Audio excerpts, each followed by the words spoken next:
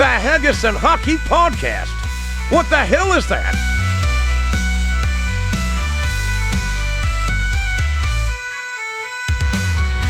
You're those two idiots that don't know what they are talking about. Nuggle Pogo in the pie. I love pie. Hey, what's going on? Ogopogo and the Pie back with another edition of the weekly, not so weekly Haggis and Hockey Podcast. How you doing, Pie? Doing good, dude. How you getting on? Fuck, you know, living the dream, man. Living that best life, brother. Goddamn rights. Been a while. Yeah, again, you know how we do things. we don't follow any rules. Fuck that. No. What the fuck for? There's been lots going on, man. Yeah, I mean, you've been busy. You've got a new setup and shit. You've been setting up, and think like you had some PC shit going on and stuff like that. And you know, it's been a busy time. And to be honest with you, there hasn't really been much fucking happening. So, I mean, Well, there's been some good shit. I mean, Clash in Paris, man. That fucking Clash show in Paris was really good. Clash in Paris was really that really crowd good. was fire. Mm-hmm. From Well, the beginning crowd to made it. end. Well, Yeah. actually, let's go back. Let's backpedal. From beginning to main event, they were on fire. But did you notice how fucking quiet they were during the main event? Yeah.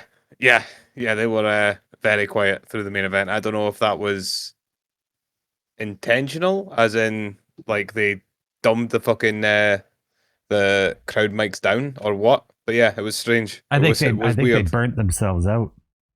The Yeah, crowd. they couldn't, the voices were gone, dude. Everybody was 3/4 in the bag by the time the main event came.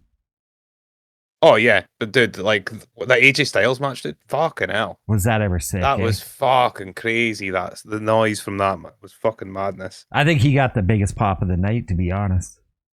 Yeah, they love AJ, dude. They fucking love AJ over there. Yeah. And rightfully so, man. The boy's a fucking legend. No matter where he goes, and the thing is, he's done the indie tours. He's done all the shit all over the world. He's wrestled in Europe, so you know what I mean. So it's one of those ones that they have that respect from. You know what I mean? Yeah. It does show. But no, like Clash in Paris. I mean, it's probably a good place to start off because everything prior to that was just rounding up to Clash in Paris. Well, that's pretty much it. Yeah. Clash in Paris was a good show. I enjoyed the show. I don't recall there being a bad match, to be honest with you. No, But there I think wasn't. that- Even I the don't- main I don't- event was okay. It was kind of, I don't know. There's a little bit. I mean, what do you do in a fatal four-way, though? There was just too much laying around by, 2 or 3 guys all the time. Yeah. I mean, the fucking Cena Logan Paul match, dude, that was a fucking great match. That was epic, and you know what? Actually, I really admired the build up to it for the little time that they had to do it. You know, like Mm-hmm. it told a story. Logan Paul just plays that part just so perfectly, man, and he is so fucking annoying. He gets under your skin. I mean, for those of us that know his background and what a douche that him and his brother can be, like you got that bit of not hatred but dislike for the guy to begin with, but he sure can draw the heat, man. He's got a knack for that. He's just He plays it perfectly, dude. He plays it fucking perfectly. But in a wrestling standpoint, dude, he fucking held his own. And Cena looked fucking brilliant, dude. It's one of the best matches I've seen Cena be in. I love how he's in the last couple big matches he's been in. He's paying homage to guys that he probably wishes that he could wrestle before he leaves. Well, dude, you watch the Sami Zayn on SmackDown. Yeah. It was full of them, dude. It was fucking full of them. It was brilliant. It was so fucking good. But yeah, it was a good match. It was a really good match. Hats off to Logan Paul. Like, because at first I was kind of like, I know Cena's still able to keep up and stuff like that, but is Logan going to be too quick for him? It was my worry. You know what I mean? Logan adjusted his style and played it well. Brilliant. Yeah, he did, man. You got to give the guy credit. The guy Like I say, is super talented.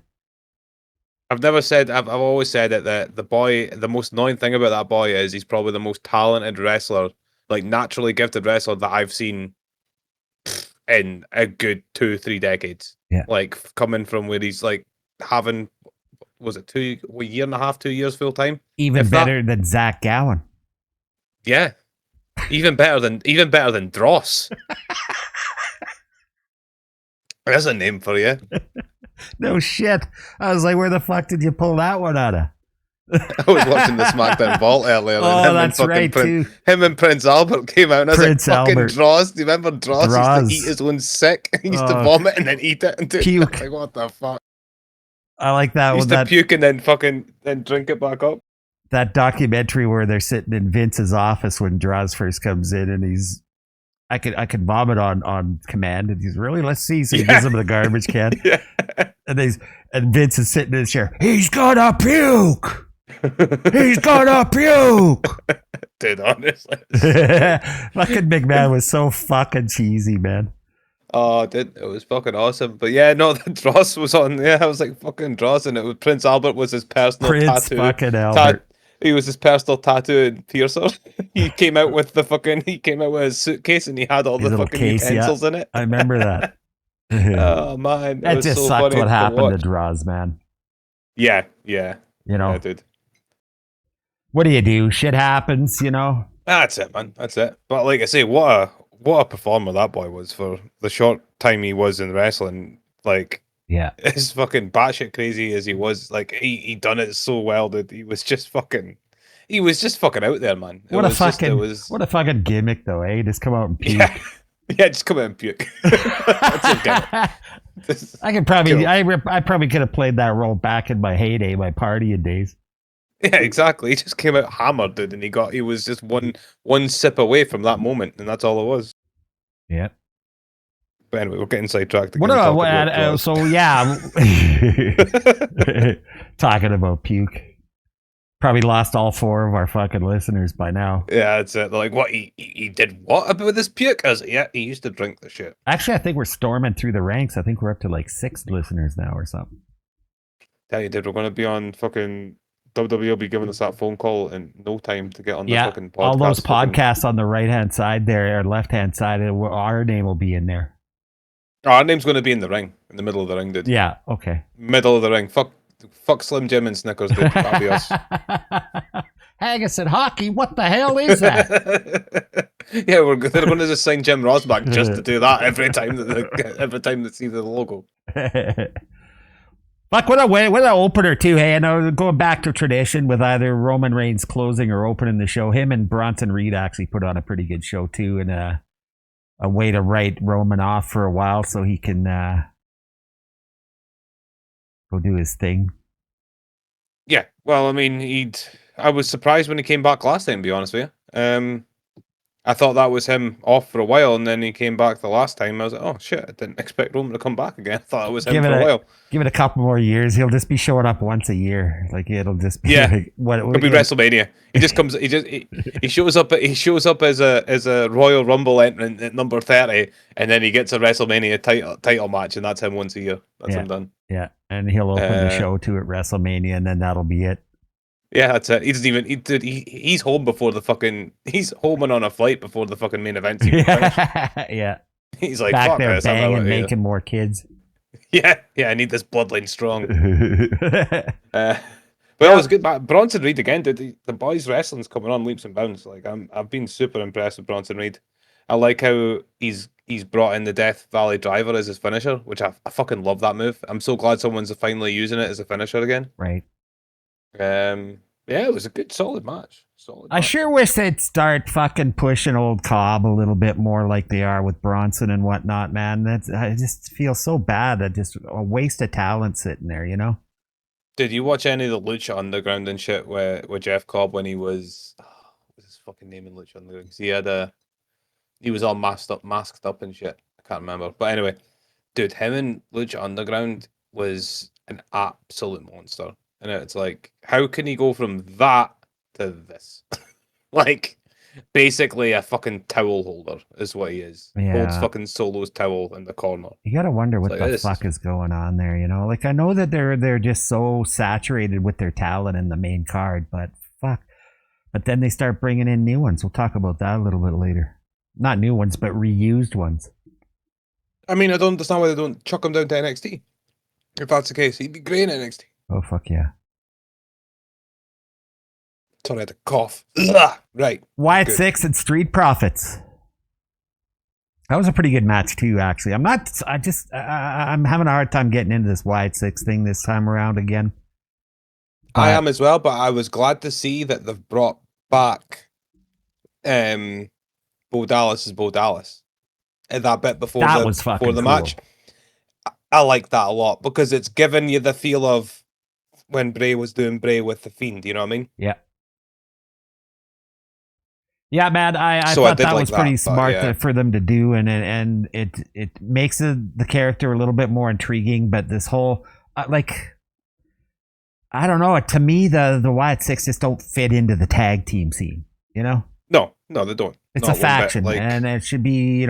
We should be having some faction feuds going on. You've been saying that since day one, but day one, we need more factions. Like I say, we'll go back. I know I'm going back to fucking the late 90s, but I watched that SmackDown, and that SmackDown was when the corporate ministry was formed, right? Oh yeah. And I'm like, there we go, the corporate ministry. So they had the ministry. You had the Ministry of Darkness, and you had the corporation. Obviously, prior to this, you had DX, you had Nation of Domination, you had fucking dude. There was so many factions back then.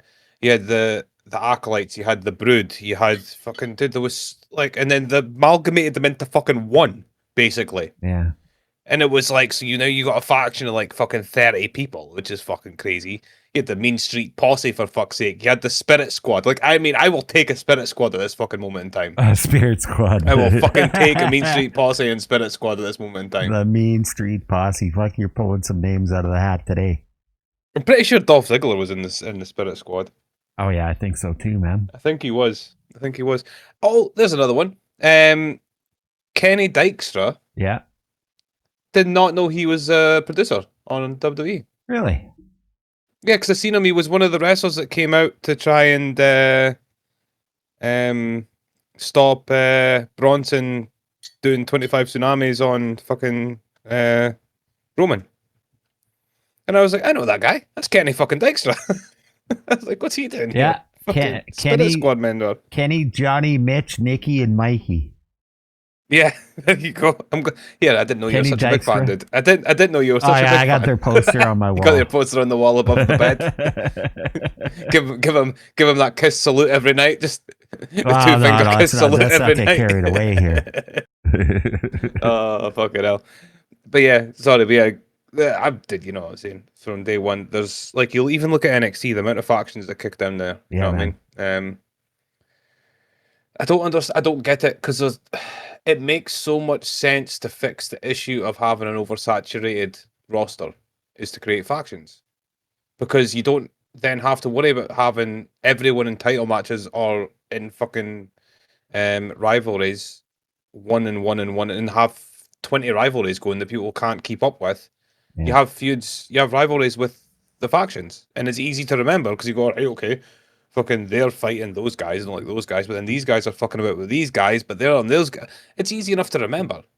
And I don't get why they've not been pushing feuds, factions. I just don't get it. Well, look what it's done too, though. I mean, DIY was right in the mix of the tag team picture, and now they're down in NXT. Well, I think they're only in NXT for the homecoming. Yeah, I figured that, but still, I mean that's. But even then, I mean, I would do, you know. I would even be unhappy if they decided to go back to NXT, dude. No, fuck no. To be honest with you, because the SmackDown, they keep putting all the fuck. I wouldn't be surprised if Hank and Tank get called up and go to fucking SmackDown as well at some point.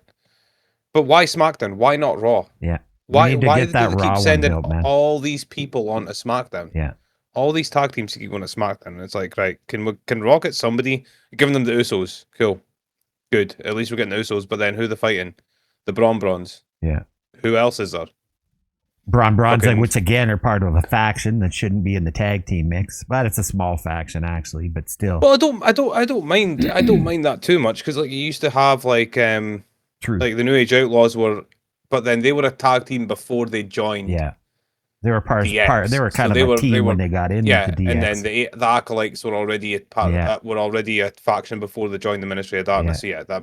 So that shit should be what they're doing. That's what they should be doing. They should be getting what they used to be. You'd have a tag team. You'd have the guy who was going for a world title match, and then the guy who was going for the mid card title, which would be either the Intercontinental or a US title. And that's your faction. It's done. It's not hard to do. and there's plenty of them around.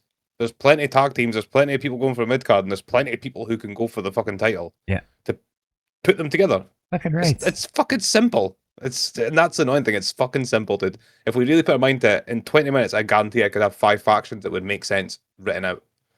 5 or 20? Easy. You said 20. 5 factions, easy. How many minutes? In 20 minutes. Or 20 in minutes. 20 minutes, okay, yeah. That's Yeah, fucking piece of piss. Okay. Piece of piss. It's a piece of piss. How big's a piece of piss? I've never tried to get a piece. I've just kind of like pissed in the toilet. And You've never had a piece of a out piss? in the bush. No. Out in the bush. Hold on. What part of buttfuck nowhere Canada do you live? Well, you just walk down to the store and sometimes you got to take a whiz so you go find a bush. Well, yeah, you're at that age, dude. When it comes, it comes. Okay, fuck it. I'll just get some Depends in. Hey, whatever's easier, dude. That just saves time. If Keeps you warm as well in the winter. See me stop all of a sudden and get a big shit-eating grin on my face. I'm standing there pissing myself. You get a Joe Henry grin when you know what's going on. I'm crashing through the bush. Oh, anyway, right, okay. So Becky and Nikki, they put on quite a show too. Actually, I was really kind of impressed with Nikki in that match. Actually, she kind of shook off the cobwebs there. You could tell she's been in the PC or with a trainer or whatever. Well, for sure. But you got to give it to Becky. Becky brings the best out in just about everybody she's in there with. Without a doubt, dude. Without a doubt. And then obviously is Nikki not with? She's with Daniel Bryan, isn't she? She's not Daniel Bryan, isn't she? No, she was the one that was with Artem from Dancing with the Stars, and he was wailing on her or something.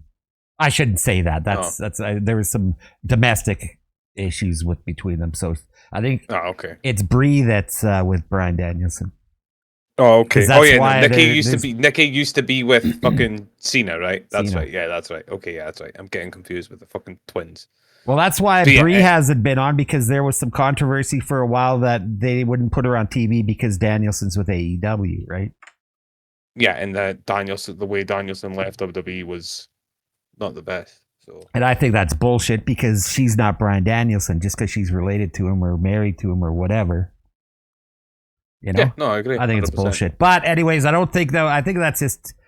I mean, we've all talked about a million times, man. Some of the shit surfaces. You don't know what to believe and what not to.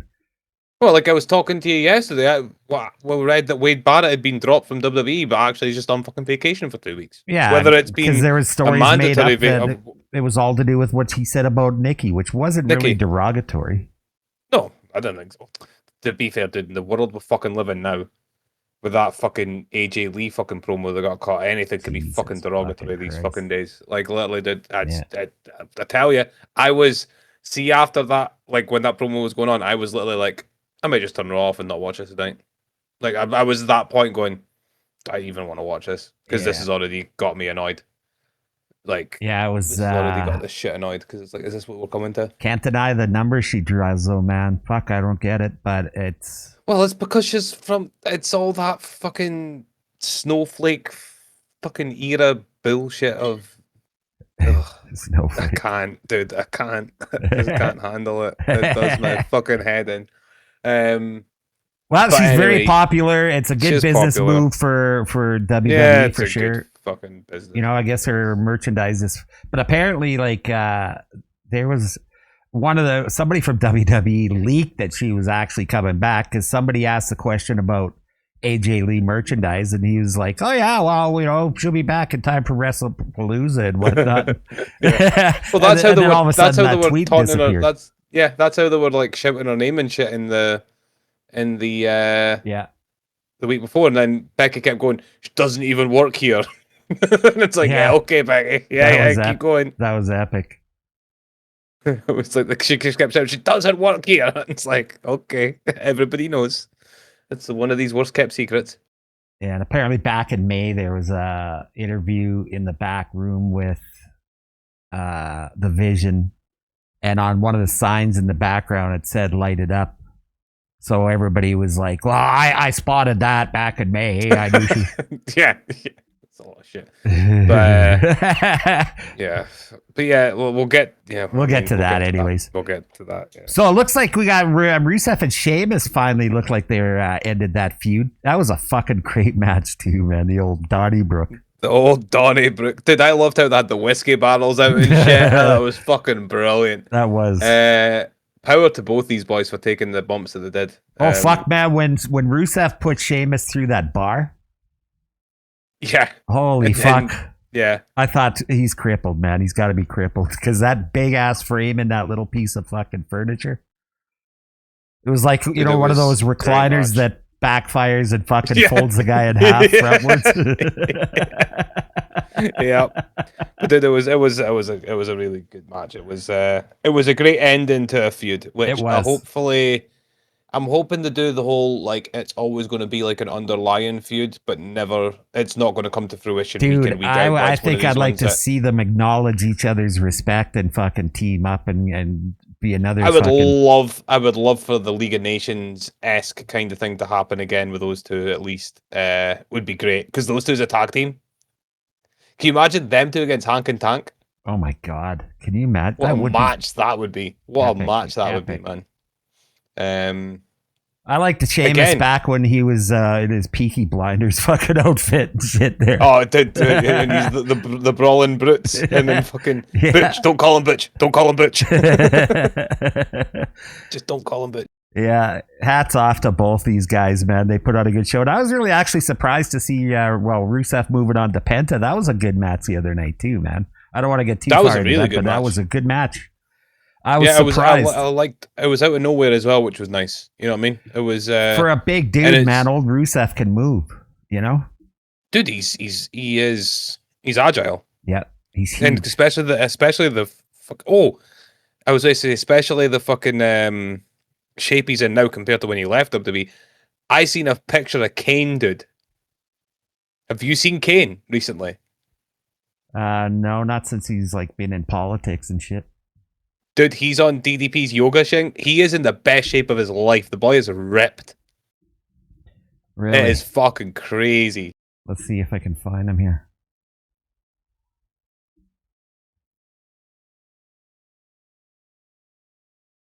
Here we go. I've got it here for you. I'll send you the image. You got it? Yeah, I'll send you this over now. I'm going to send you a picture of a half-naked guy, right? Give me a second. Oh, fuck, another one? I'm going to end up getting divorced, you know. Oh, fuck, never mind. I was like, holy fuck, is he ever ripped? But it was a action figure. I just sent you the photo. Holy shit. Yeah, dude. The boy's fucking in the best shape of his fucking life since like when Kane first came to fucking thingy. He's on DDP's fucking yoga. What was he doing on that? Yes, no, I'm guessing he was just doing the downward dog all day. And he's fucking almost 60, man. He's like the same age as me, for fuck's sakes. 55. He's 55. I mean, I look a little more ripped than that, but... Oh, exactly. No, he's 58. He was born in 67, dude. Oh, yeah.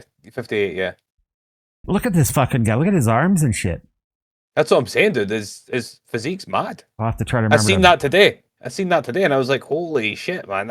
I love that DDP's helping all these guys. Yeah, like, man. Because Kane was struggling at the end. Like, the boy was. I was like, "Fuck, this boy's not gonna be able to walk by the time he's 60." Because you seen him hobbling at the end of his career. He could barely walk. His legs were like not able to hold up because he was getting big. Like he was becoming a big dude. As big a dude as he is. But yeah, it was. I love to see shit like this. That you got wrestlers that are just fucking and DDP helping out all these retired wrestlers to. I think that's excellent, man. Like that's we need more guys in the industry to take a page like that when they're looking for something to do after. Pardon the pun. Yeah. Take a page. Yeah. A Diamond Dallas page. Like, let's face it, man. I mean, yeah, he was a good wrestler and he was a good entertainer, but he was always, you know, even when he was in the main event thing, it just always felt like mid-card shit for some reason. You know what I mean? But you can't take away the respect from what he's done for a lot of these guys. Like, look at Jake the Snake and Scott Hall and shit. Like, Well, the problem with DDP was when he came to WWE, he was benched mid-card because of The Rock. Yeah. Because DDP was basically WCW's version of The Rock because he was the people's champion in WCW. Yeah. And he would come in the crowd and like he was like the blue collar version of. He was like if you got Stone Cold and The Rock and made a fucking love child. DDP was what came out basically for WCW because he was like the blue collar of Stone Cold, but he was the people's champion of The Rock.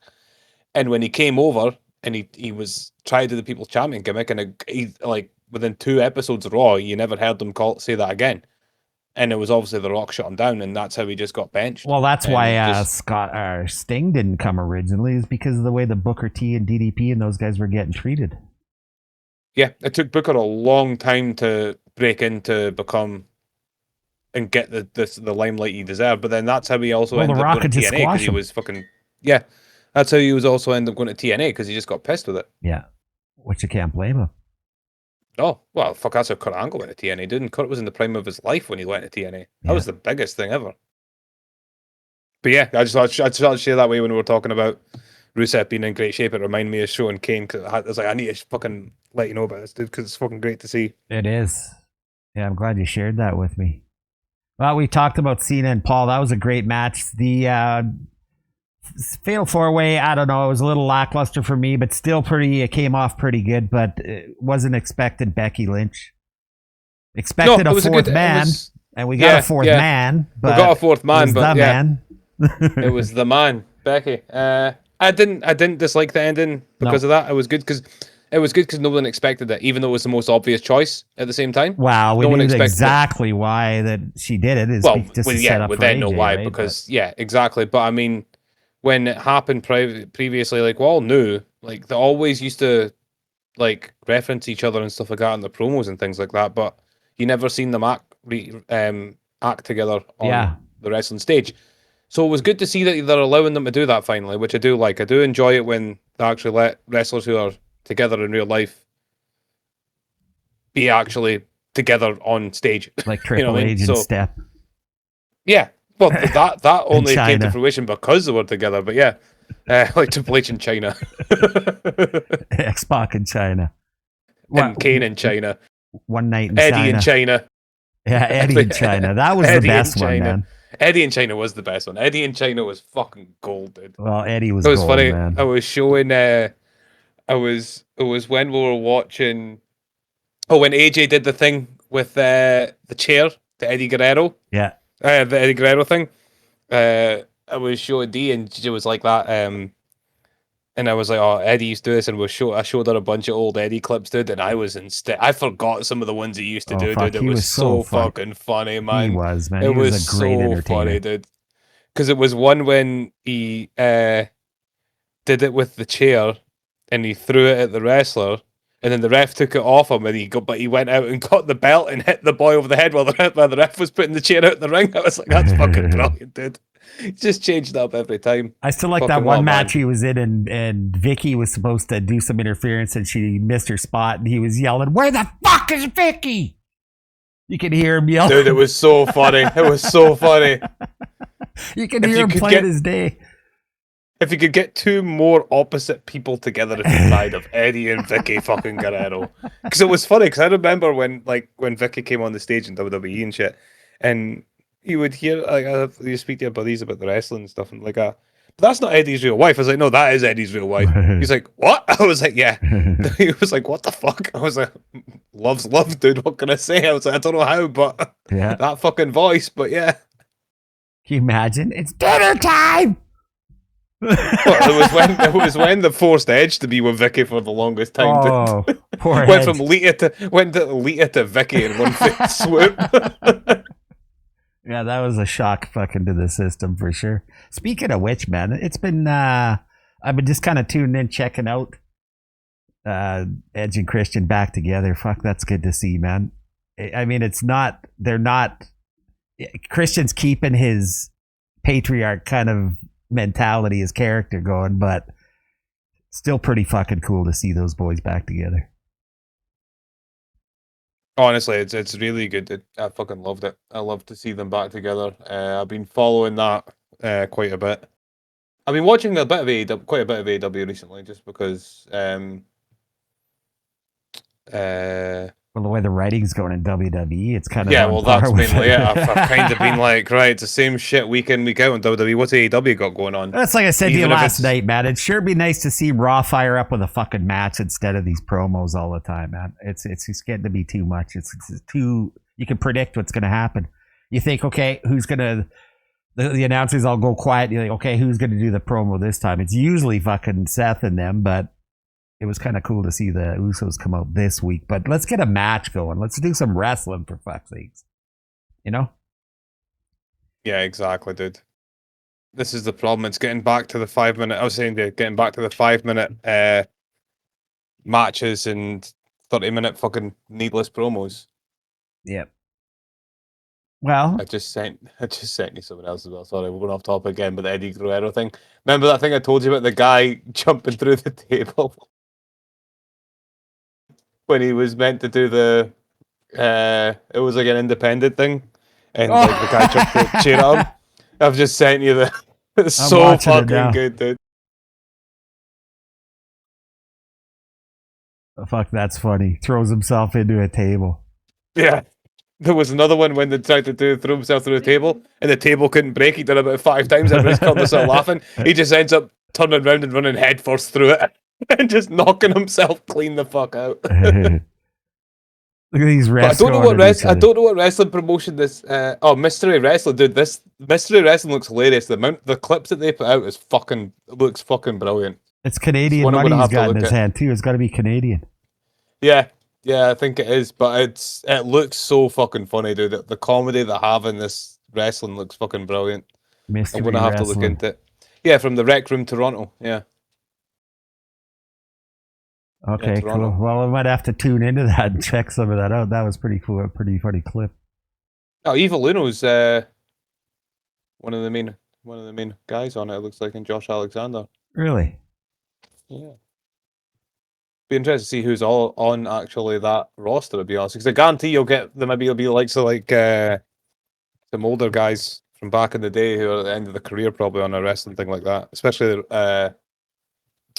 Canadians. Like maybe you'll get what was his name? Eric Young and shit like that, dude. I loved Eric Young. Eric Young was another one that just got fucking put aside in WWE too quickly. Eric Young was fucking hilarious, man. In TNA, he was comedy gold.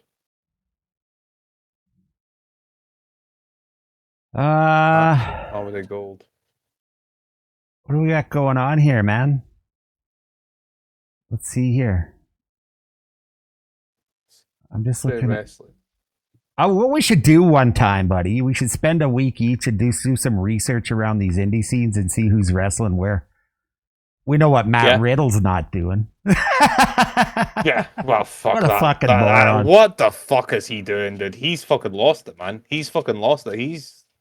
I don't know what the fuck that boy's on, but he is fucking lost it. I think he's butthurt because his career's just gone to shit, you know, and he's stuck in these indie scenes and not showing up for that charity thing that he was paid to go for was fucking bullshit.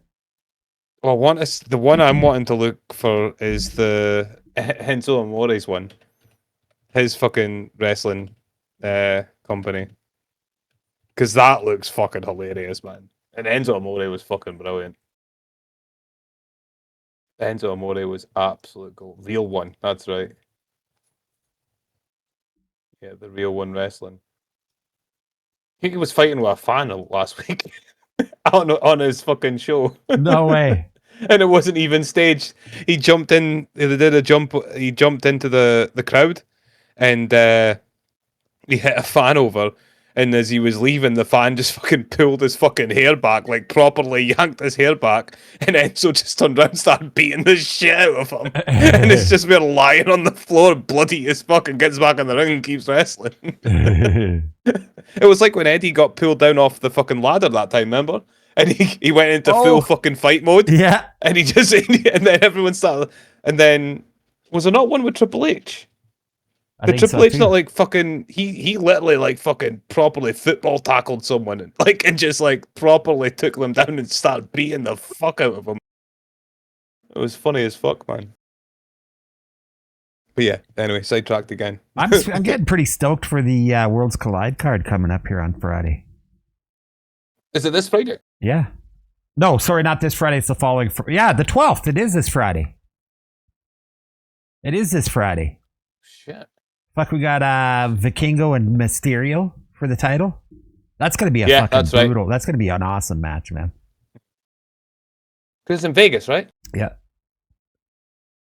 Yeah, because you got Mysterio and Vikingo. I think they're going to give it to Mysterio because Vikingo, the fans have turned on him massively. Yeah, I don't know what the fuck. I turned it on and I was watching and then they were booing the fuck out of him. I was like, what the fuck happened that I missed? Like, what the fuck has gone wrong? I don't know. Well, even like the commentators and all were confused. I think because they wanted Dom to win so badly. I think they just love Dom.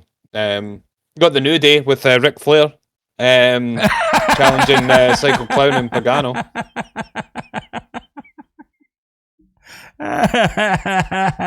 Inside joke, guys.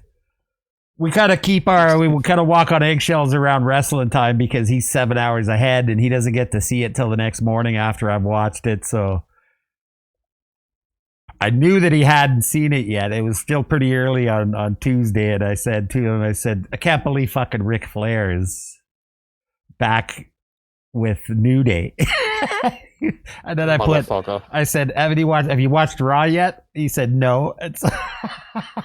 There's Pie sitting there watching Raw. New Day comes out and he's looking for Ric Flair. I'm like, where the fuck is Ric Flair? I'm waiting for this fucking music to go. And I just went, this motherfucker. That's fine. Game on, dude. Game fucking on. Yeah, you got Kofi and Xavier against Psycho Clown and Pagano. That's going to be good, man. The tag team. And then you got Natalia taking on Fabi Apache. Yeah. To go with the number one contender. Because Natalia has had a massive fucking push. Not a push, but a massive following now in the underground wrestling. Yeah. Hey, man. This is going to be a good one, too. Dragon Lee, JD McDonough, Ethan Page, Dr. Wagner, and El Hijo. El Hijo de Dr. Wagner, sorry. Yeah, El Hijo de Dr. Wagner, yeah, for the AAA Latin American Championship, yeah. Yeah, that's right.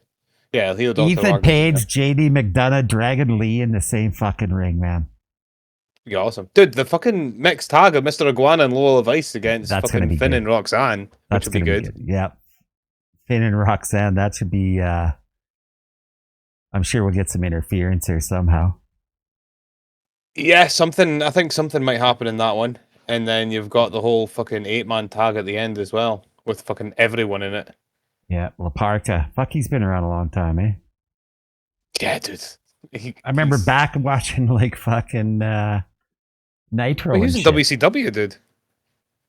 Was he not in WCW as well? Yeah. La Parca? Thunder and Nitro. He He was usually on Thunder, I think. Yeah, that's right. Yeah, he was on. You got the. So he's got to be as old as I am, pretty much. Yeah, you got. Hey, La Parca, let's check him out.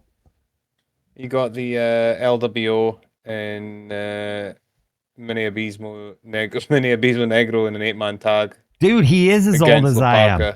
Mascarilla Sagrada, Octagon Junior with La Parca. Fucking hell. La Parca's 60. He's 59 years old. La Parca. How does that make you feel? Dude? This guy's I'm in the ring, a year older than him, so he's still a pup. Yeah, he's still a baby. He's still flying around the ring, and I fly off my chair if I'm fucking lean over too far. Yeah, well, it happens, dude. Then you got so you got La Parca, Mascarita Sagrada, Octagon Junior, and Nino Hamburguesa all on the same team. That's a fucking team with Nino Hamburguesa as well. But La Parca and Octagon Junior on the same team, dude. That'd be good. Hamburguesa, I'm getting hungry now. That's going to be a good Hamburguesa. It's only a little baby Hamburguesa. That's going to be. Hey, what about Triple Mania with fucking Omos and that fucking little mini guy, Micro Man or whatever his name was?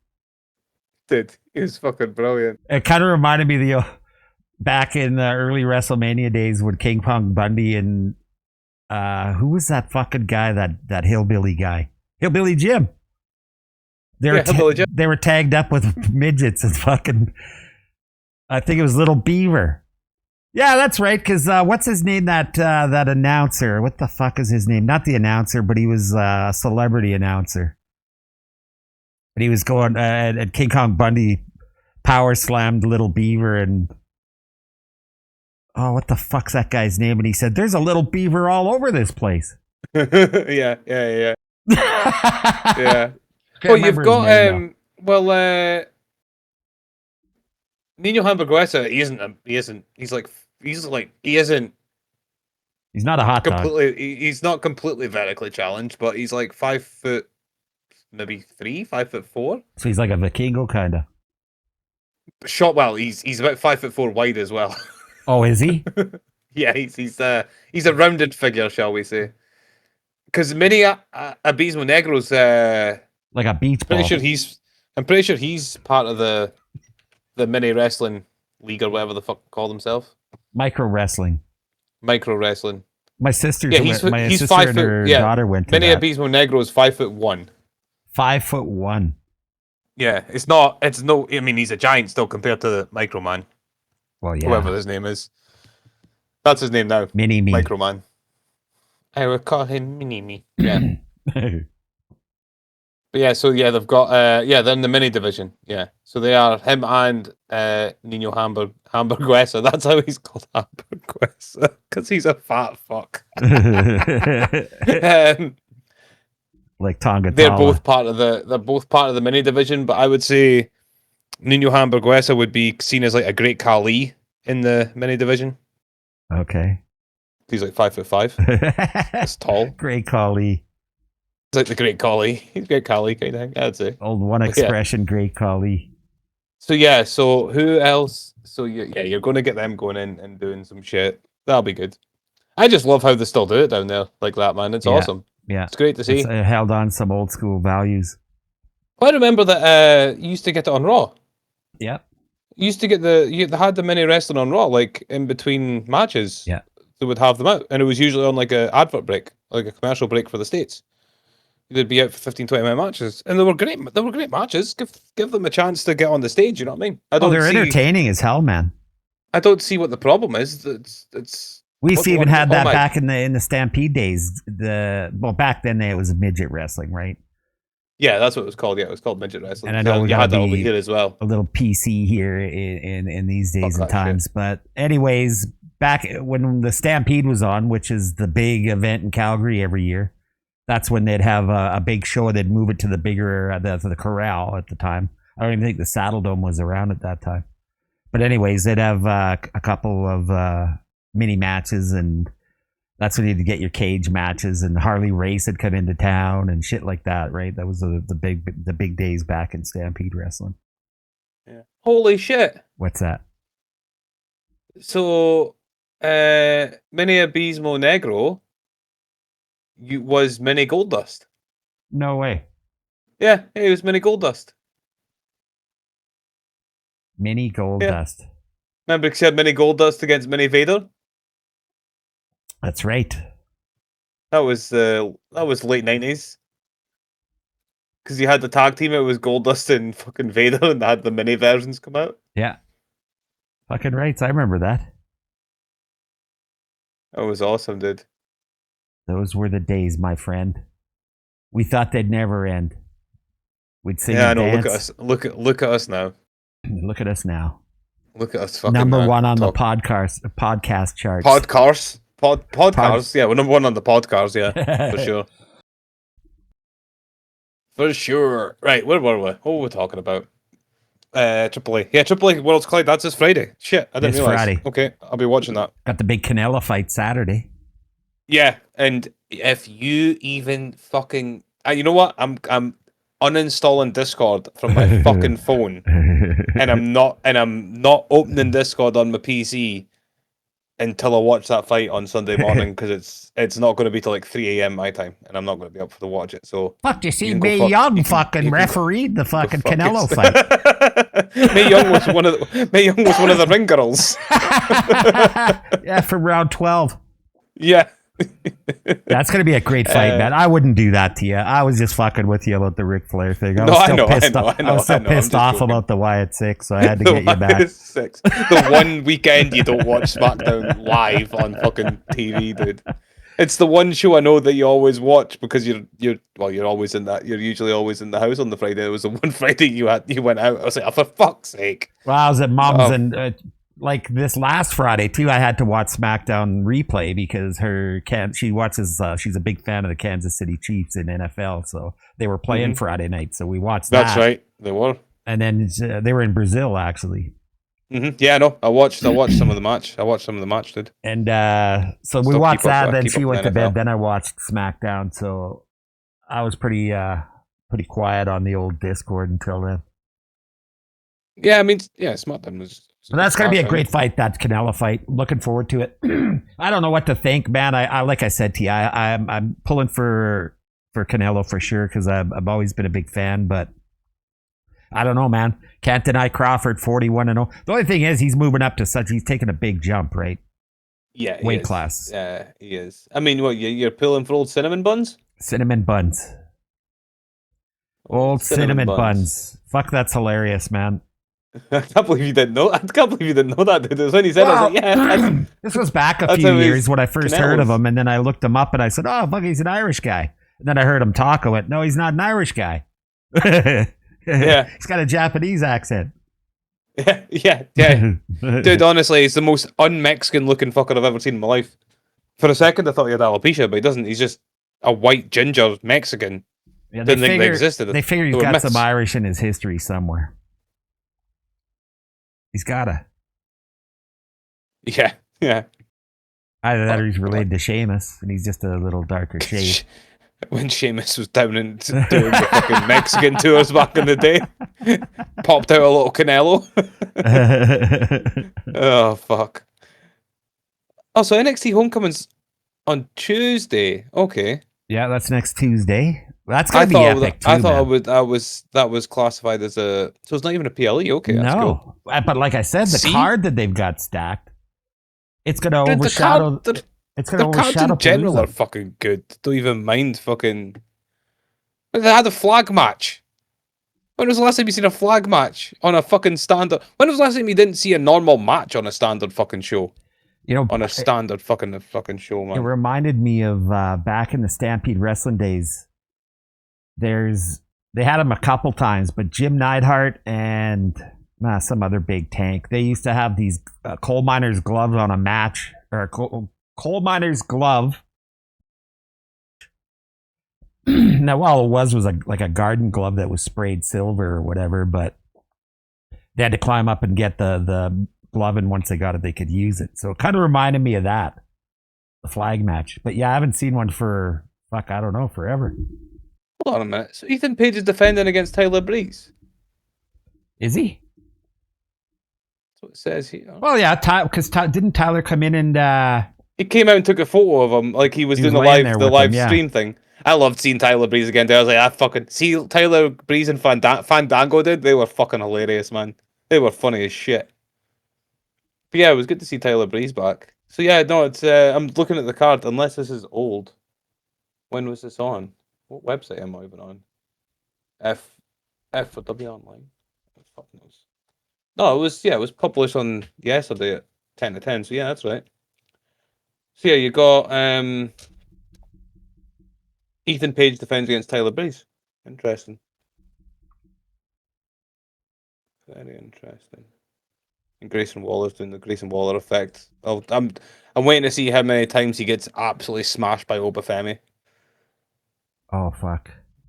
Grayson Waller's he's going to get destroyed. Dude. You know for a fact he's about to get destroyed in that fucking interview with him and Ricky Saints. Oh hell yeah. NXT was fucking great last night, man. It was great, dude. It was great build so up for fucking Homecoming. Good from the very start with fucking Javon Evans and oh god, what's his puss, right to the end, dude. It was awesome. And like you said, man, what a way to end that show. Did not see massive surprises. Did not see either one of those three come out when they were like when you seen them the cars pull up. I was like, oh, I'm guessing it's probably NXT. It's TNA lot coming through. You know what I mean? Yeah. That's what I thought originally. I thought it was people from NXT coming in, to challenge them, and then fucking Stephanie Fakar's music pops off, and then Tiffany Stratton's music pops out, then Rhea's music. I was like, fucking hell. I was saying this to you before we started the stream. I was like, the podcast. I said to you, I was like, when Tiffy came out, I was like, okay, and I started going through my head of former NXT women's champions that are on the main roster, and I was like, right, okay, it's not Becky Lynch. I was thinking Charlotte. Could it be Charlotte? I was like, maybe Charlotte might come out. And that's who I originally maybe thought in my head. It was possibly Charlotte. And then Rhea's music. Rhea didn't even pop in my head, dude. No. Didn't even pop in my head. Actually, I was like, I saw the cars pull up, which is something that I got a gripe about, man. I wish they would fucking quit that. That's Vince era shit. It was like when, who was in the, somebody's in the ring cutting a promo. Who did fucking Goldberg fight in his final match? Oh, Gunther. Yeah. Yeah, Gunther was in the ring cutting a promo. And they cut to the back, and fucking Goldberg pulls up in his car and then goes to the ring. Like, how the fuck does he know that Gunther's in the ring at that exact point in time? Yeah. It was like Stone Cold used to be the age-old one. He used to pull up all the time in his fucking truck. Yeah. Every time it was Stone Cold just running late as usual at the show. And then drive out there in a milk truck and shit. Oh, that was the best one was when Ric Flair was in the back with all the fucking Godfather's fucking hose. and he was in this limo, and he comes out for fresh air, and it's just the smoke coming out of the fucking. He's pure pissing a sweat, and he just pure flops back into the fucking. I was like, God, you're so Rick. That was fucking brilliant. It was, man. I remember so that now that you funny. mentioned that. Fuck yeah. There were so many good memories back in those days, eh? But yeah, I mean, that worked at one point in time. And I don't mind seeing, okay, a car pull up and you see some feet stepping out, whatever, and reveals who it is. But, you know, like 5-10 minutes before they actually go cut their promo or whatever. But this bullshit of driving up just when the fucking promo's taking place it's a little cheesy, man. Like, it's like, we all know they're in Gorilla just waiting to get brought out. Yeah, exactly. Like, we all know what's going on. And how many takes did it take fucking Goldberg to come squealing in like he did? Oh my God, that fucking Goldberg, man. I'm so glad. Fucking Gilberg. Oh, Gilberg's still wrestling. On that note, I seen a post. He's wrestling on some independent. No way. He came out. He's still doing the entrance, dude. It was like, yes. No shit. Holy crowd fuck. shouting Gilberg and shit. I was like, this is fucking brilliant. We got to do that. We got to do some research on some indie scenes and see who's where. And well, what we could do is we could do like showcases. So we could do like we can just do like choose one week, and then we'll just have like a look onto it. Yeah. Just have a look onto it 1 week and go, right. Tell you what, dude, let's I found this one, like that mystery wrestling. We'll look into that. We'll watch maybe whatever they had that week on. Yeah. And we'll talk about that. Sure. Next week instead of fucking, because it's like coming up now, you're gonna have after Homecoming, there isn't really much. Well, we got Wrestlepalooza. After Wrestlepalooza, sorry. Yeah. After Wrestlepalooza, then it's going to be a bit of a lull. Yeah. Like, so we got Crown Jewel coming up in Perth in October too. Yeah, that's what I'm saying. So like between now and Crown Jewel, because Crown Jewel usually is just there isn't any feuds. That's just champ against champ. You know what I mean? Yep. Usually. Well, let's take a look at what's going on for Wrestlepalooza so far. We've got Cena and Brock Lesnar, and we got Lesnar coming out on SmackDown this Friday. Hopefully, we get an explanation as to why he's been attacking Cena. It would be nice to have a background, other than just they don't like each other. Because Cena ain't going to be there, so it's a good chance for Brock to set the story straight. Let's hope that they actually do that. But yeah, I hope so, and it's not just one of these things that it's just like, all right, it's Brock Lesnar. He just comes and does what he wants. Yeah. You know what I mean? I don't know if that's how they're trying to pull off. I don't know. Well, because he's done that in the past where he's done shit and there's been no explanation, right? So let's just hope we get some kind of story build up to this because you only got a week to do it. Yeah, exactly, dude. Exactly. It'd be nice to have a background. Like I said, all they had to do was go, it's The Rock's new guy. If they really wanted to make a quick story and not a massive background, just say, fucking it's The Rock's new guy. Mind you, with all that. Because fucking Cena turned fucking back to face. Yeah. I don't got know. a phone call. I think you know what I mean? they've done with that story. I think they realize it backfired in a bad way, and they're dropping it. I can't see Rock being involved in any way, shape, or form now. The crack rock. The crack rock, yeah.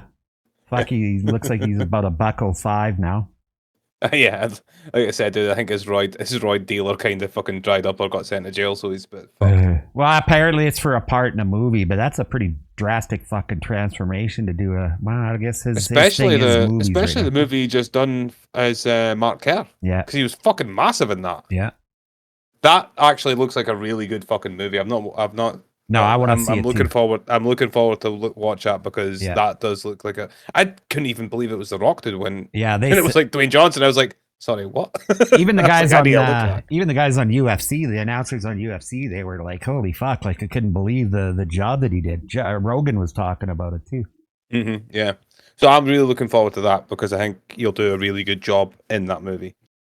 Hey man, you can't deny Rock's talents. I mean, he started off with a bunch of cheesy movies, but he's got himself into some pretty good parts, and I appreciate shows like that. It's kind of like when Will Smith did Muhammad Ali, you know? Yeah, exactly. Well, that was it. He broke off from the whole Fresh Prince of Bel-Air. Like even Independence Day when he done that was like his first big thing, and even that he was still like tongue-in-cheek jokes. Like Ali was like his first proper serious movie, and he did a great job in that. Jamie Foxx with Ray Charles. With Ray Charles. Jamie Foxx is one of the most talented men alive, dude. That guy can sing, he can act, he can do impressions. That boy could do everything.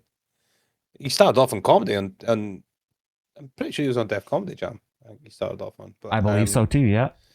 But yeah, like that Jamie Foxx, man, he's so fucking talented, dude. So fucking talented. But yeah. CM Punk, AJ Lee, Seth Rollins, and Becky Lynch. What a build up to that story. Yep. It was kind of cool to get that nostalgia trip with AJ coming back. The storyline's great, right? I will give him that. It's a great storyline. It makes sense as a business to bring AJ Lee back because she was one of the biggest superstars in wrestling at the time, not even women's wrestling, just wrestling at the time. And when she retired, it was out with fucking the blue and, shit, there was rumors about why and all this kind of shit, but she came back, huge following, like her following's massive. It's just like, right, okay, you brought Nikki Bella back, you're done with Nikki, so now you bring AJ Lee in. Yeah. Now it's AJ Lee's turn. Is AJ now going to go for the Intercontinental Championship with Becky after this tag team? Is that what's going to happen? Because I can't see it being this tag team match and that's it done. You know what I mean? I honestly can't. I would love it to be, but I don't think it will be. But then again, it's like you talked about, I've talked about, it's stifling the guys that are sitting in NXT that deserve a main card shot, you know? Well, this is the thing. You've got all these women down there and they keep saying it on NXT, and it's facts. They have the best women's roster. They do. In all of wrestling. I enjoy the women's division more in NXT than any other promotion. It's the best women's division I've ever seen. And that's including when NXT had fucking Charlotte, Becky, Bayley, Rhea, like they had all them in the same era. Like this is a better card than them. Yeah. Because every single one of them are great wrestlers. There isn't a mediocre wrestler amongst them. Not one of them is a mediocre wrestler. They're all extremely fucking talented, dude. It's super cool that they're bringing a bunch of the main carders down for the homecoming, but truly, do you really need it? We need to be bringing the NXT ones up, not bringing the fucking WWE ones down. Like I say, for homecoming, it makes sense because that's what homecoming's all about. It's about bringing the former NXT wrestlers back down to have these one-off fights that you wouldn't usually see and shit like that, right? Yeah. That I fully support because it's a one-off. It's a once-a-year one-off thing. Cool. Happy days. But when are we bringing up Sol Ruka? When are we bringing up Lizzie Dame? When are we bringing up fucking all these wrestlers that have just been sitting there for so long? Jordan Grace and, like, you've got all these ones. And, yeah, you get, like, Stephanie Vaquer got fast-tracked up because of her massive fucking following previously from her previous wrestling organizations. But how do the rest of them feel when that even happened? You know what I mean? Yeah. Because it's like, right, she's been here for 2 months and she's won Handpicked. both titles, and now she's getting moved up already.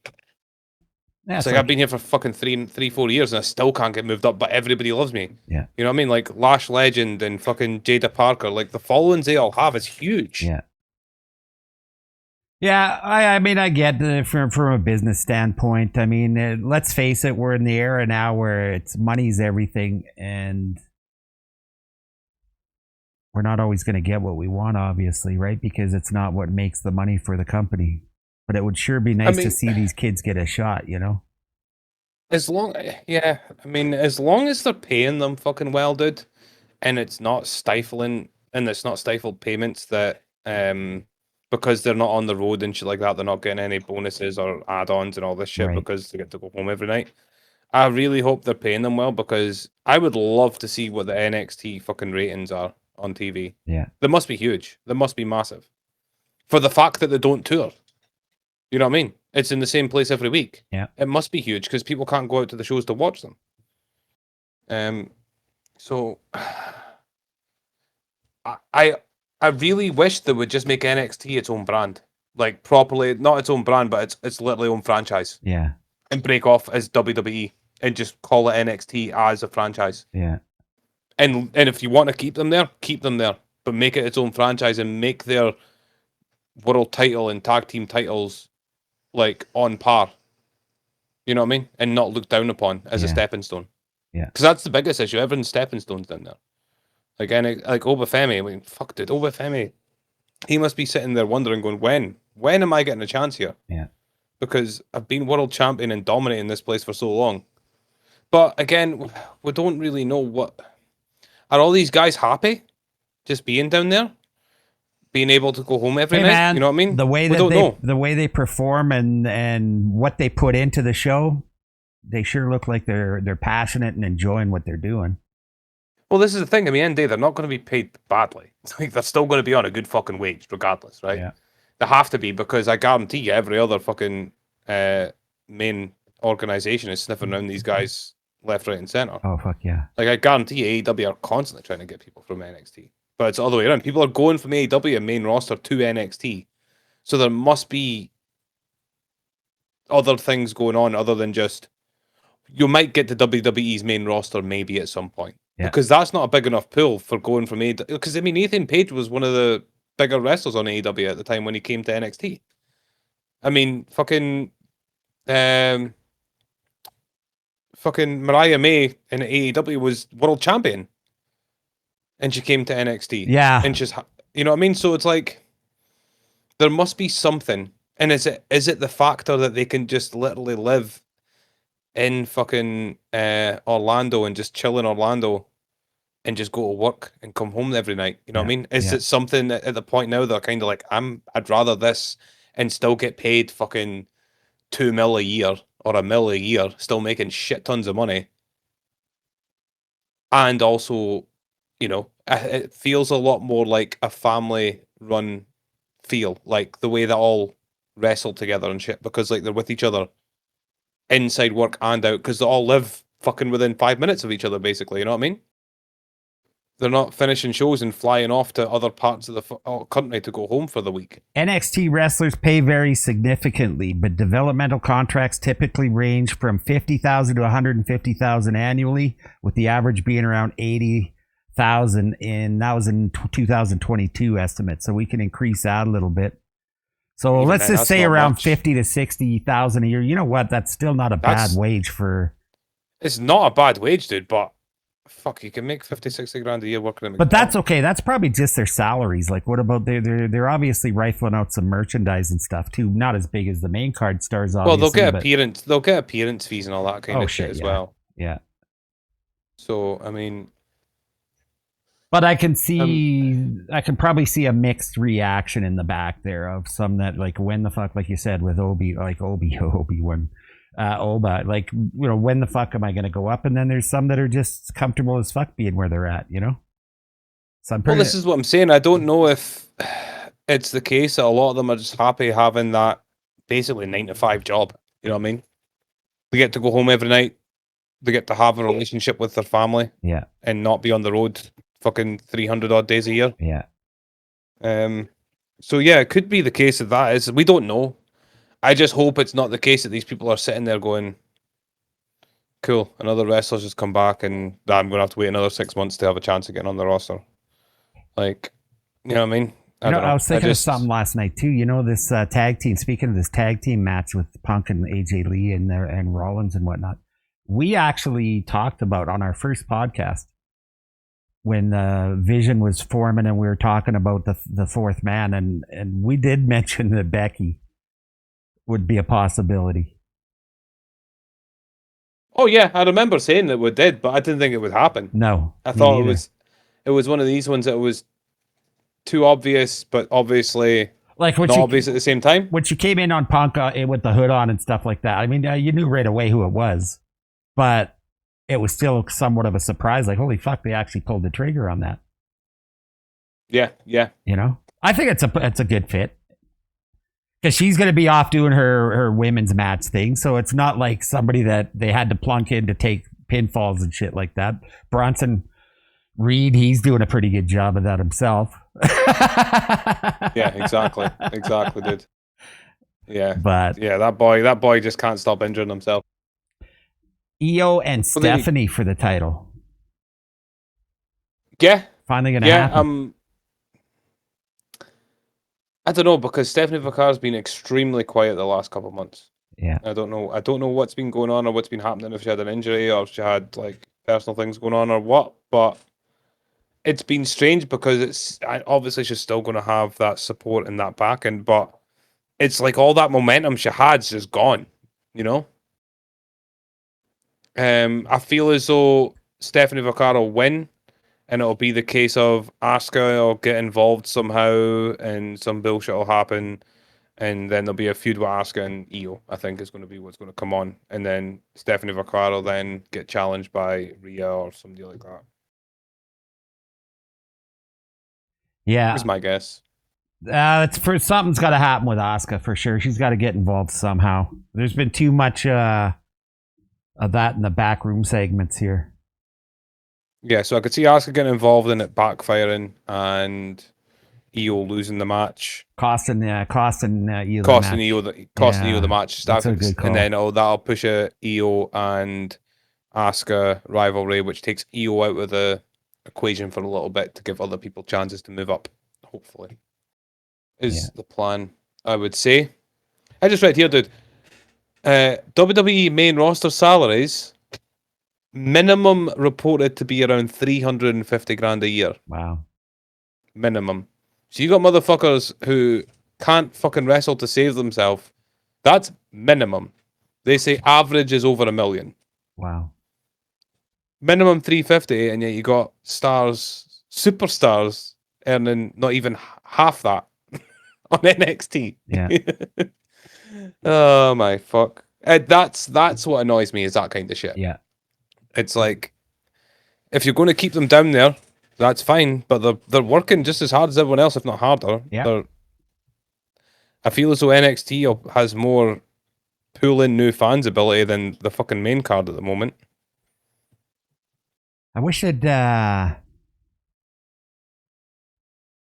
a bigger location to do their rather than the Performance Center, man.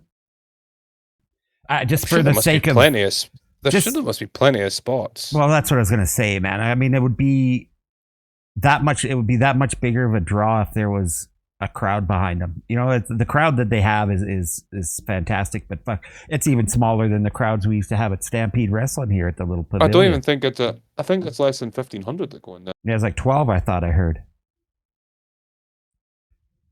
Something like that. But it doesn't even seem like that big. It only seems like a few hundred. Let's see. WWE Performance Center. Because it's at the Performance Center, right? That's right, isn't it? The center can seat about 1,000 people, apparently. Oh, right, yeah, this can accommodate when it comes to that. Yeah. Yeah, so about 1,000 people. So you're talking about 800 probably, 900 most weekends. Because they'll have things sectioned off or fucking corporate and all that shit. You know hey, here's something for you, man. back in October 2024, NXT's premiere on CW Network delivered the largest audience for the weekly program since 2023 with 895,000 total views. Now, that doubled what fucking AEW did last week. They only were in like the 400,000 range.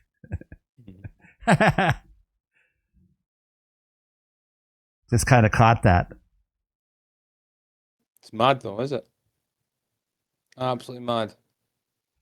What was I gonna bring up here? Oh yeah, let's we'll finish up this here. The Usos and the Vision, the Bronze. It's good to see the Usos back together. I love what they're doing with the not really friction between them, but Jay's difference in attitude. I think that's pretty cool. Now, apparently, this is a character building and a character transformation process for Jay, which I think he needs. And it's actually not intended for him to actually turn. So it'll be interesting to see how it goes, you know? Yeah, it's got a feel of like when they were doing that whole Uso penitentiary thing. Back in, it was before COVID. It's like 2017, 2018, I think it was. And they just wore all black and shit like that. They were a lot more like, not serious, but look after themselves. This is where We the Ones came from, basically. Right. This is where they started using that saying. I'm excited to see where it goes. I'm so glad to put them back together because Jimmy's needed something other than just being the helper of anyone who goes against the fucking MFT. We've talked about that just about every podcast, I think. Yeah, dude, it's about time someone fucking listened. So it's a good thing it'll be good to see them on. Us. It's about, dude, they just have to hold off a bit so they don't make it too obvious. You not notice this shit? I think that's why they're taking their time with it because they don't want it to look like it was our idea, you know? Yeah, just wait, dude. Mae Young will be a ring girl for a fucking title fight down the line. We'll be like, I fucking called it. Ric Flair will be New Day manager. Like, never thought of that. Ric Flair and Xavier Woods together be fucking comedy gold. But yeah, so I'm glad they're together. I'm glad to see that they're doing something with Jay because he was, again, him and Jimmy were both kind of just extras. Jay became the guy who used to help anyone who used to go against the Vision at this point, and Jimmy was the guy who would help anyone who went against the MFT. They didn't really have anything else. Jay's gimmick was kind of getting annoying, not gonna lie. It still has pull, it still has push, but I could kind of see that it's a good time to do it where it doesn't start getting stale. Because I think it's not close to becoming stale, but I think it's at that point where it's a good time to do a turn. Yeah. And not a heel turn, but just a turn, a character arc, if you will, basically. Yeah, for sure. I agree. So it'd be good to see. I hope they take them more down the serious thing and like bring back the whole, not bring back and revisit that, but more not fuck the fans or anything like that, but again, looking after them and looking after what's best for the Usos, basically. Don't care about anyone else. You fuck with us, we'll fuck you right back. And that's basically what Jay did with fucking LA. Yeah. LA fucking clocked him by accident, whether it be accident or not. And Jay was like, well, fuck you hit me, I'm going to fucking hit you back harder. And it'd be good to see them go down that kind of route. Yeah. I hope they stay as a tag team and it's not a one-off. Oh, no, I think they will. I think because they need we got to fire up this fucking Raw tag team division. We've talked about that every podcast, too.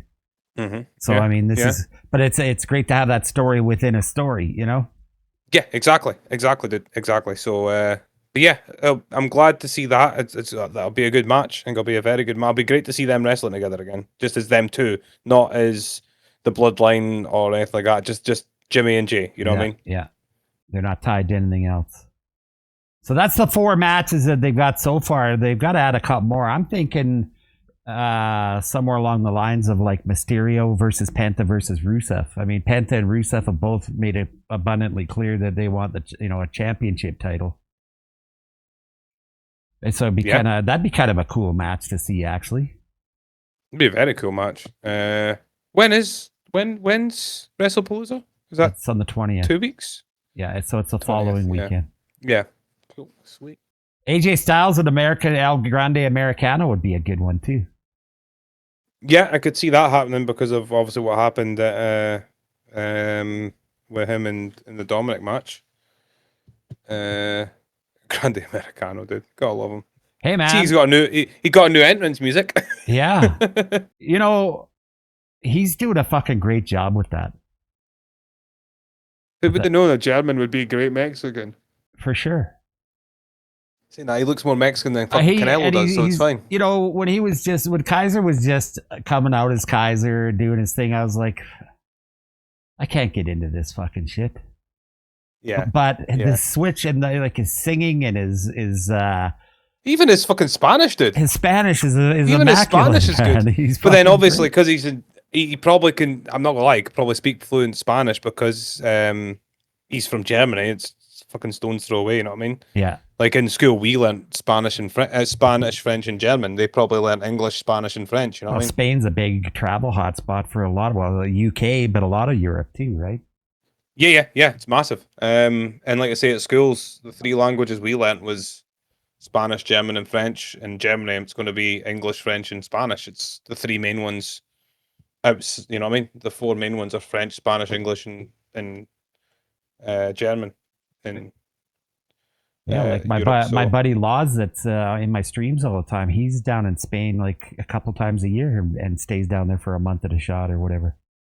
Yeah, dude, it's a lot of people. I've got my aunt and uncle live out in Spain. They moved there when a lot of people, well, not as much anymore because of the whole Brexit bullshit and people being fucking against snowflakes. You can't just move out there anymore because we're not part of the EU. Whereas so now there's a whole thing bullshit thing there. But they got out there just before it all kicked in, so they were all right. But yeah, it used to be the case. Like you retired, you went to Spain. It's basically the Florida of Europe. Got ya. You know what I mean?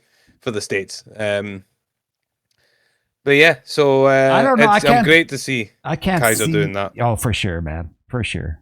I can't think of any other matches that would be good for the main card. I mean, they've only got 4. They've got to add a couple more. This is their big fucking introduction to ESPN, so they got to make it pretty packed. Well, what's the right? So we got Cena and Lesnar. Yeah. The tag team with Rollins and Punk. The women's championship with Stephanie and Io, and then the Usos versus the Brawns. Okay, so you're going to have Drew facing... Yeah, Drew and Cody. Cody. Yeah. If Cody's not back, it'll be Drew and Randy. I'm pretty sure Cody's back. I think I've heard rumors that he's going to be back by WrestlePalooza. So yeah, and that'll be your 5, and that's your 5 matches. Yeah, but lately he's been putting in 6, which has been pretty nice. You know, there isn't a tag team match, is there? Yeah, the Usos and Braun. No, I mean like championship, a title. Yeah. But you don't. I mean, that's once every 5 years you get a title match on a PLE. So yeah, we've had ours for the year. So we've had ours for the next half decade. Yeah. Women's matches, you got EO tag team women's. Well, those are not a tag team women's because they. Yeah, it could be Charlotte and Alexis against somebody. Because it should be against Roxanne and thinking because they not win. Number one no. Was it not a number 1 contenders match? No, that was a 1-on-1 match. That was a 1-on-1 match. Yeah, 1-on-1. Because we're thinking of last night with the number 1 contender, I think. Yes, that's exactly what it was. What a match that fucking was, dude. What a fucking match. I was saying to you, first time I've ever seen on WWE that they had a triple threat tag team match that was actually a triple threat match. It's the most common sense thing I've ever seen in my life. So cool I don't remember ever seeing one on WWE. I don't know if you do, but I don't ever remember seeing not that way, not constructed that way. I thought that was brilliant because it was fucking non-stop. It was awesome. The ref just kept every 2 seconds. The ref's like tag. I was like, ref, you're doing a cracking job, mate. Yeah, I don't even know who's the legal person here. Don't mind fucking you. But yeah, that was another great match. Another fucking great match. On another note, too, I see they've moved Cena's his retirement match too, eh? Oh, they have? When is it now? Well, it was supposed to be in Boston on December 13th, and now they moved it to Washington, D.C., and it's all due to money. Boston wouldn't fork out the money that WWE wanted, TKO wanted, so they went to Washington. Well, they're in Western Mass this week, yeah. Monday, are they not? Yeah. What's his name? Cena will be there on Raw on Monday. Yeah. So that'll be a massive one for him because that's literally like his hometown. Yeah, but I like, mean, finishing your career in your hometown would have been the fucking. Yeah, no, icing on that's the what cake. I'm saying. It's dog shit that they've not done that. I imagine Cena will be pissed with that. Well, it's not the first time they've done that. They did that to New Orleans with the WrestleMania. They announced it was going to be there and then yanked it and put it in Vegas. Yeah, again. that's right. Put it in for Vegas money. again. They got to calm down on the fucking greed, man. Jesus Christ, it's ruining. They're making thing. more than enough money as it is, dude. They were making more than enough money back in WrestleMania 1 and 2. You know, like yeah, exactly. How much do you fucking need? Well, they just signed that fucking ESPN thing, which pissed me off. Yeah, was that $5 billion or something? Well, not just that, dude. You go, they've got Netflix. Fucking happy days. Get everything on Netflix now. Not anymore. You don't. We don't even get ESPN over here, dude. No. It's only in the States with the ESPN thing. We're international. Still going to be Netflix. Is it still going to be on Netflix though? Yeah. I thought it might have got pulled from Netflix. No, because right now it's just a switch from Peacock to ESPN for the US viewers because they're everything that they see is on Peacock unless they use a VPN and which Stephanie. Oh, do they not get that on Netflix then? They can if they use a VPN, but they can watch. Oh, but they don't get Raw shit just on the US net. I thought they were still getting Raw and stuff on the US. Not Netflix. live, no. I think they can they can see the replays or something. I believe. I don't know 100%, but I know that they all watch it on Peacock and shit like that. Right, NXT staying on Peacock. Then. Yeah, that makes sense. Then. But, well, I'm not as pissed off anymore then because I thought myself right.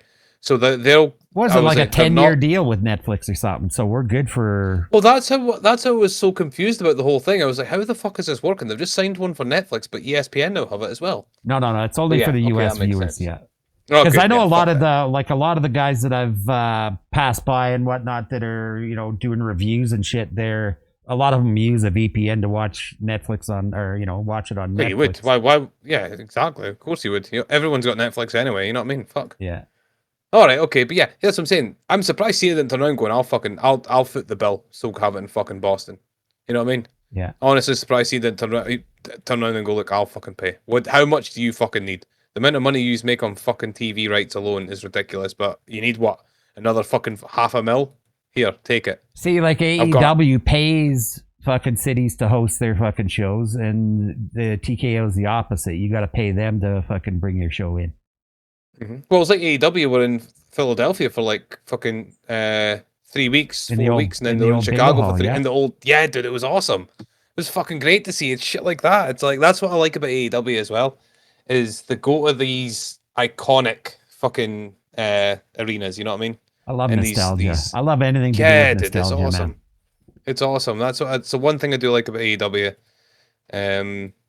is how they still try and keep it still, like, obviously they have the big massive fucking stadium shows and shit like that, but they still pull it down and still make it feel like a still old school indie kind of feel brand as well at the same time, you know what I mean? And the wrestling, like, I'm sorry, like the wrestling is far fucking, well, unless it's fucking FTW, because they need to retire every match. They are the most botched fucking tag team I've ever seen in my life. Yeah. But yeah, it's good to see. It was just when Edge and Christian got back together. Hey man, even like I'm gonna admit, even when AJ came out, knowing that she was coming back, I still got a little emotional just because of the nostalgia from the era that she was in. Oh, dude, don't get me wrong. Like I say, the nostalgia is great. Like I get, like as I said, that it makes sense. Everything that they did about it made sense.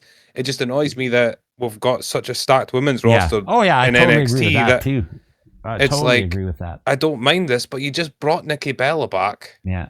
And that took the Intercontinental title there, for the picture for a good fucking month. Now you're bringing AJ back, so that's probably going to bring another Intercontinental thingy for another month. I'm like, so there's no women wrestler coming on Raw anytime soon because they can't just go right for the title, the women's title. The Intercontinental's the first place to start, you know what I mean? Which, by the way, was good to see Lyra back on TV too. Yeah, I did, which was good. And it was a good match.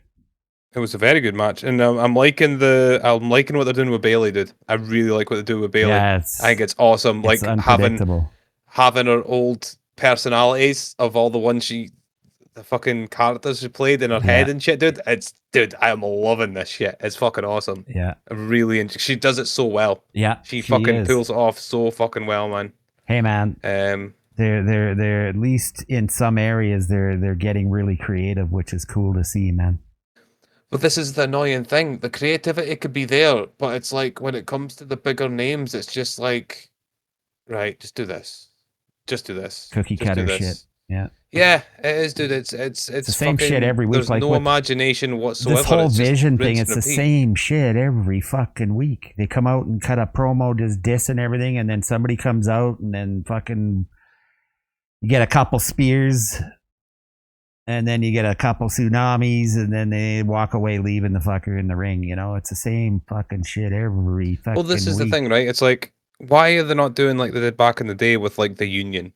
Remember the Union? Yeah. When the corporation kept fucking everyone over, and then Mankind, Ken Shamrock, Big Show, Test, fucking who else was in it? I can't remember, but they all got together because they were getting pissed off at getting fucked over every week, and made a faction, and they used to run out with the 2x4s, and it was the same entrance music as like Nation of Domination at the start, but it was like, we are the Union instead of we are the Nation. It was fucking brilliant. Speaking of which, man, how fucking epic was it when Owen Hart was like the fucking voice of the nation? Oh, dude, that was fucking brilliant. I am not a nugget. I am not a nugget. Oh, dude, I forgot about that. That was fucking brilliant.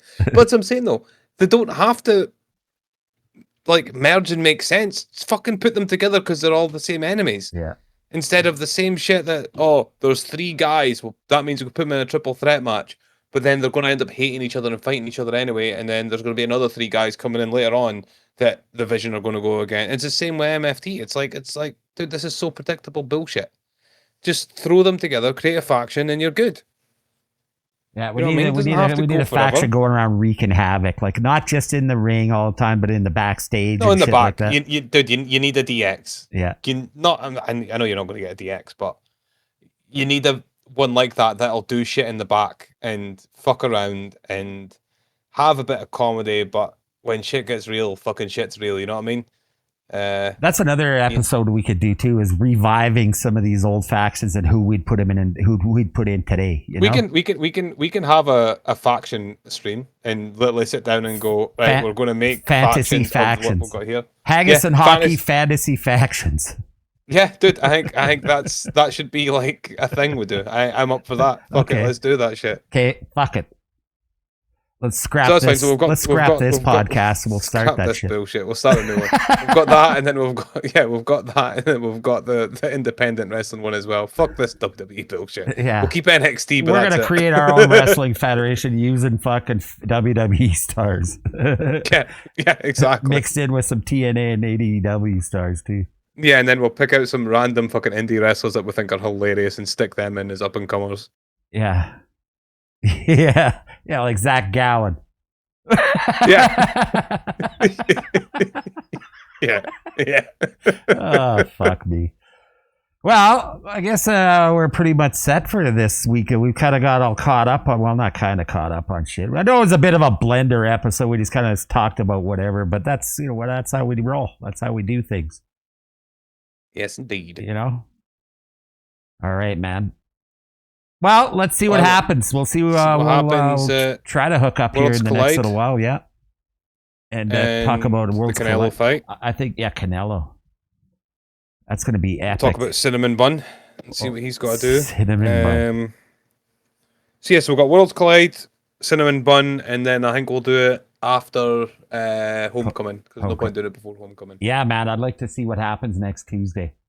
Yeah, so that way we've got, we'll try to hook up next Wednesday then. Yeah, the next Wednesday, because like I say, SmackDown this week's going to be redundant, basically. And then Raw as well. It's going to be build-ups for fucking... Yeah, we got 2 shows, actually 3 shows. We got 2 more SmackDowns and a Raw to build up and get another match or 2 for that Palooza card.